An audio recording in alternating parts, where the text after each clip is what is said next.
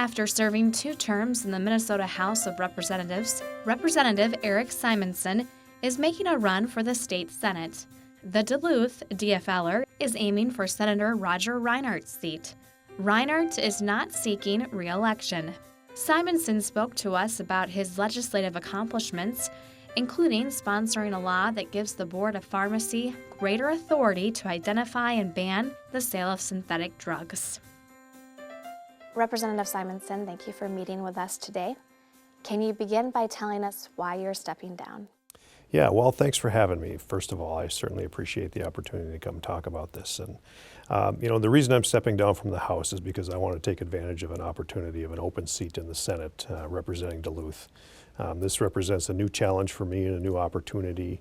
And with Senator Reinert announcing that he is not going to seek re-election here this fall, it made sense for me to step up and take advantage of that. So I'm going to make a run for the Senate, and I won't be making a run for my House seat this year.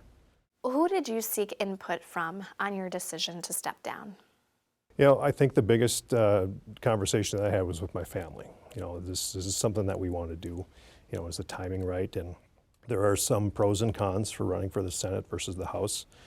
But at the end of the day, we decided that it probably wasn't going to have any major additional impact on my family. So we thought that it made good sense. And I reached out to a couple people that I trust a lot. And just asked them about the viability of a Senate campaign, and got some really good feedback, so we made a pretty quick decision. What is your proudest legislative achievement? As I look back, there's really 2 things that kind of come to the surface for me. I came into a majority in the House, majority in the Senate, and we had a DFL governor, and it was one-sided, and a lot of people talked about that, whether it would be good and bad, but I think we just really got a lot of really good things done for Minnesota. And there's 2 things that kind of rise up for me, and one is the efforts that I put into synthetic drug legislation.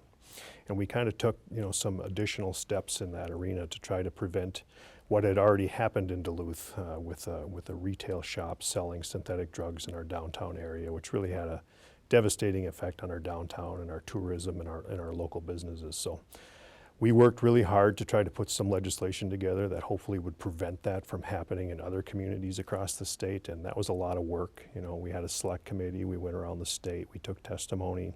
The significance of this problem continues to grow, and it continues to have an effect on communities in our state.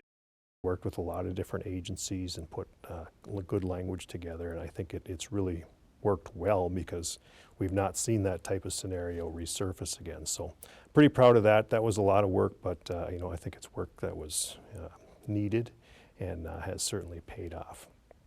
And the other thing that I would be really remiss if I didn't talk about is just the opportunity to participate in this whole marriage equality movement.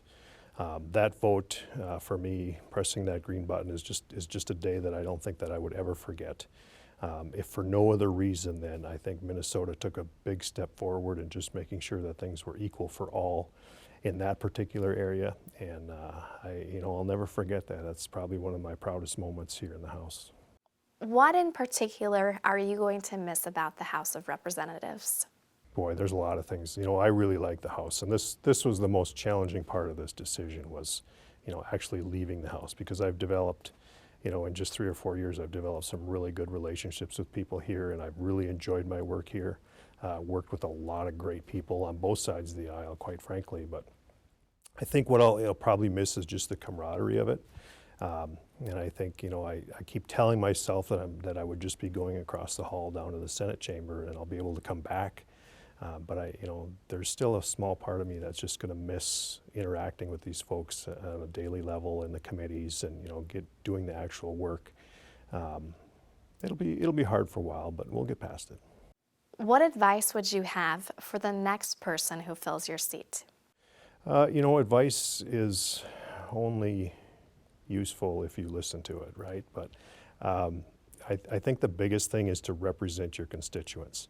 It's very easy to get wrapped up in the turmoil of the legislature, and there's a lot of things happening at once and very tight timelines, and there's a lot of people that want bits and pieces of you, and there's never an end to that. But at the end of the day, you should be able to walk down the stairs and, out the door knowing that you represented your constituents, and that, sometimes that means taking the minority path, sometimes it means taking the majority path. But bottom line is, remember who elected you and what those folks expect from you, and just be responsive to them. That's what it really is all about.